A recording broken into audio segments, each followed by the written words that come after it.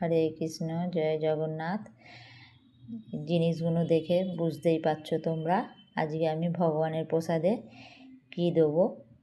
তো এইটা দেখো পাপড়ি, আর এটা হলো টক দই, মিষ্টি চাটনি, ছোলা সেদ্ধ, মটর সেদ্ধ, ধনেপাতা কুচি, শশা কুচি, টমেটো কুচি, আলু সেদ্ধ কুচি করা, বাদাম ভাজা আর ঝুরি ভাজা, কাঁচা লঙ্কা, লেবু, ভাজা মশলা, চাট মশলা, বিট নুন, এই ছিল।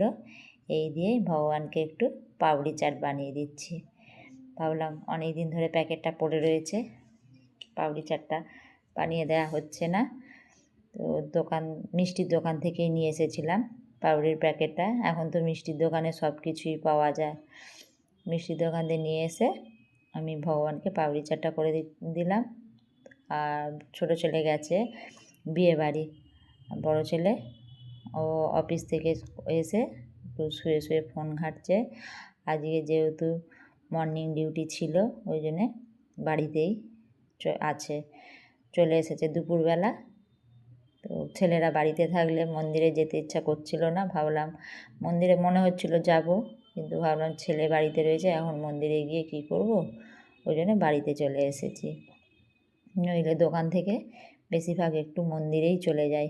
মন্দিরে গেলে নাম কীর্তন করলে, আরতি দেখলে, গীতা পাঠ করলে মনটা খুব ভালোই থাকে। মনটা এত ভালো হয়ে যায় বলার মতো নয়। তো ভগবানের কৃপা ছাড়া কিছু হয় না, ভগবানের কৃপা থাকলেই মন্দিরে যাওয়া যায়। তা প্রসাদটা আমার রেডি হয়ে গেছে ভগবানের।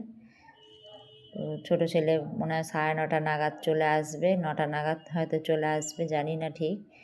এসে বাড়িতে প্রসাদ পাবে। তো চাটনিটা, মিষ্টি চাটনিটাও আমি তেঁতুলের কাই দিয়ে ভালো করে বাড়িতে বানিয়ে নিয়েছিলাম। তাতে একটু টমেটো সস দিয়েছিলাম, তাই একটু লাল লাল হয়েছে, আর কাশ্মীরি গুঁড়ো লঙ্কা দিয়েছিলাম, লাল লাল হয়েছে। এই দেখো ভগবানের ভোগ রেডি হয়ে গেছে। তো তোমরা কে কে ভগবানের প্রসাদ পেতে চাও তো চলে এসো চটপট। তো দেখো ভগবানকে ভোগ অফার করব। হরে কৃষ্ণ, জয় জগন্নাথ। ভগবানের ভোগ অফার করে দিলাম। হরি বল।